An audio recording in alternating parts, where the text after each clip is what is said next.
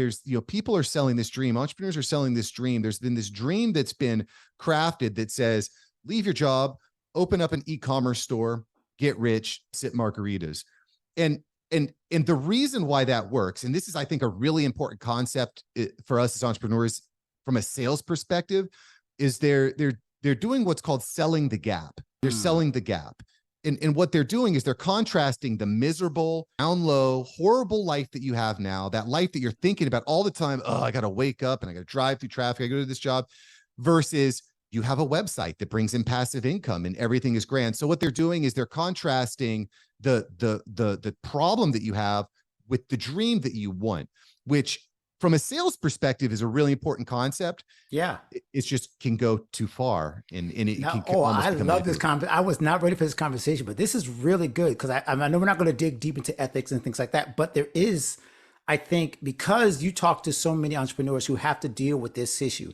And I think it strikes the reason why I immediately wanted to grab onto it is because as creatives, I think we do fight that urge to feel like snake oil salesmen.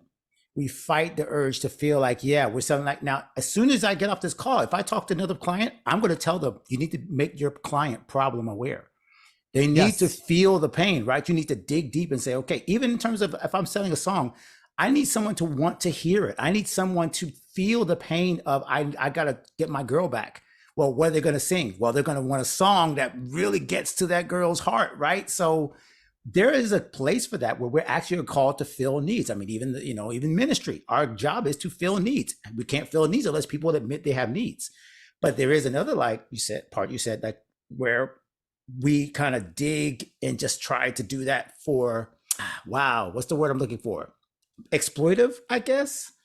And so I think I'm wondering, have you had to toe that line in your own business? Like, how have you done that in your own business where you've wanted to do it the right way, build a business, but never taking advantage of people? I think it's important that, for me, it's about transparency. Okay. Right. Because sometimes people will say like, well, why are your prices so high? And I'll say, well, yes, because I need to have 60% to cover the cost per production per episode. And there's another 20%, which are fixed expenses. So I take home 20% for my effort, for my expertise, for my years of podcast production. Right. So it's about transparency.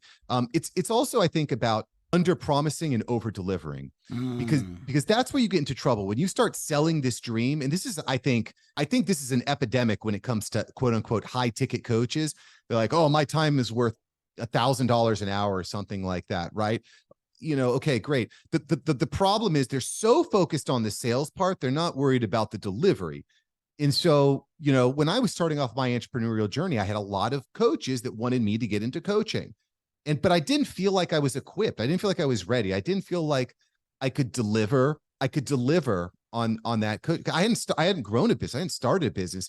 I didn't want to coach people on how to be coaches so that they could coach people on how to be coaches. And to me, it's a big pyramid scheme.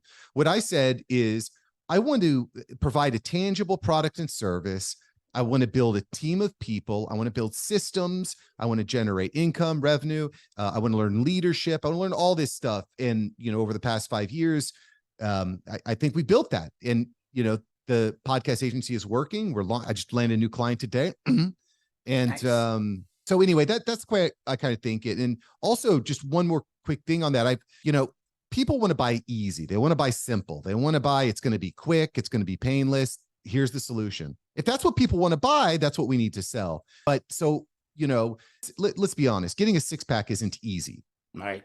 It's not easy, but it is simple. It's simple. Work out more, eat less. It's not complicated. So that's kind of the way that I try to frame it, is like, when I'm talking to someone, I won't use the words easy. I'll use the word simple.